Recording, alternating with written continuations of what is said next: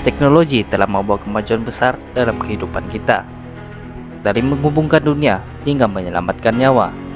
Tapi, apa yang terjadi jika teknologi yang kita ciptakan berbalik menjadi ancaman bagi kita? Dalam video kali ini, kita akan membincangkan 5 teknologi yang berpotensi memusnahkan manusia dan bagaimana setiap satunya boleh membawa kita ke titik kehancuran. Siapakah yang seharusnya lebih kita takuti, ciptaan manusia atau manusia itu sendiri? 5. Senjata biologi. Senjata biologi mungkin terdengar seperti sesuatu dari film sci-fi, tapi realitinya teknologi ini sudah ada dan sangat berbahaya. Senjata ini menggunakan virus, bakteria, atau mikroorganisme lain yang dimanipulasi secara genetik untuk menjadi lebih mematikan. Bayangkan jika patogen yang lebih kuat dan lebih mematikan dari yang kita kenal dilepaskan di kawasan penduduk. Epidemik atau pandemik yang tidak dapat dikawal mungkin berlaku. Dengan teknologi biologi yang terus berkembang, risiko serangan biologi semakin meningkat. Sekiranya jatuh ke tangan yang salah, senjata ini dapat menyebabkan kehancuran besar-besaran dalam masa yang singkat. 4. Senjata nuklir berteknologi tinggi. Seterusnya di nomor 4, kita ada senjata nuklir berteknologi tinggi. Kalau sebut bom nuklir, confirm terbayang ledakan besar macam dalam movie kan? Tapi realitinya, teknologi nuklir ini semakin maju dan dengan kuasa besar datang tanggung jawab yang lebih besar juga. Masalahnya ialah bom nuklir ini bukan setakat boleh musnahkan satu bandar dalam sekelip mata, tapi radiasi yang tinggal pun boleh merusakkan bumi untuk beratus tahun. Sekarang nih, ada beberapa negara yang ada teknologi nuklir yang sangat canggih, dan kalau berlaku konflik, boleh bayangkan macam mana keadaan dunia. Senjata nuklir ini memang antara teknologi yang kita semua harap takkan digunakan, sebab sekali tersilap langkah, memang habis dunia. 3. Senjata autonomi atau killer robots. Di nomor 3, kita ada teknologi yang macam dalam film sci-fi, senjata autonomi atau killer robots. Bayangkan robot yang boleh buat keputusan sendiri untuk serang tanpa kawalan manusia. Nampak gempak kan?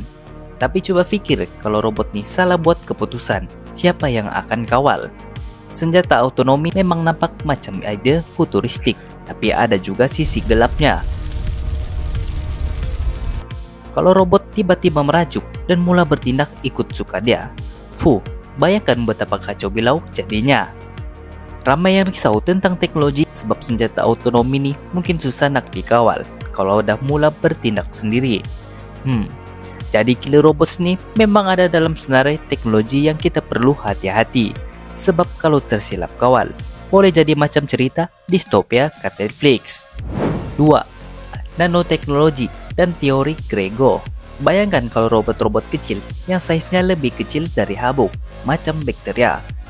Robot-robot ini sangat kecil, tapi mereka ada kebolehan untuk beranak pinak sendiri dan boleh tiru benda sekeliling tanpa henti.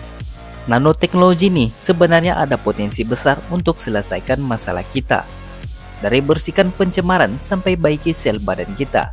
Contohnya, kalau ada pencemaran, robot-robot ini boleh ditugaskan untuk bersihkan toksik dalam sungai atau laut. Tapi, kat sinilah muncul teori Grego yang kedengaran agak seram. Bayangkan robot ini hilang kawalan dan terus mereplikasi tanpa henti sampai habis semua sumber yang ada di bumi. Robot nano ini boleh jadi macam virus yang menelan dunia, macam pasir halus yang makan habis semua benda yang dihadapnya untuk terus berkembang. Walaupun ini lebih kepada teori dan mungkin nampak macam cerita science fiction, beberapa saintis ingatkan supaya kita jangan main-main dengan teknologi ini, sebab sekali tersilap langkah, boleh kacau belau dunia dibuatnya. 1. Kecerdasan buatan AI yang terlalu pintar. Dan sekarang kita sampai ke nomor 1 yang paling legend, kecerdasan buatan atau AI yang terlampau pintar. AI itu bukan macam Siri atau Google je. Betul, tapi bayangkan kalau AI ini jadi jauh lebih bijak dari manusia.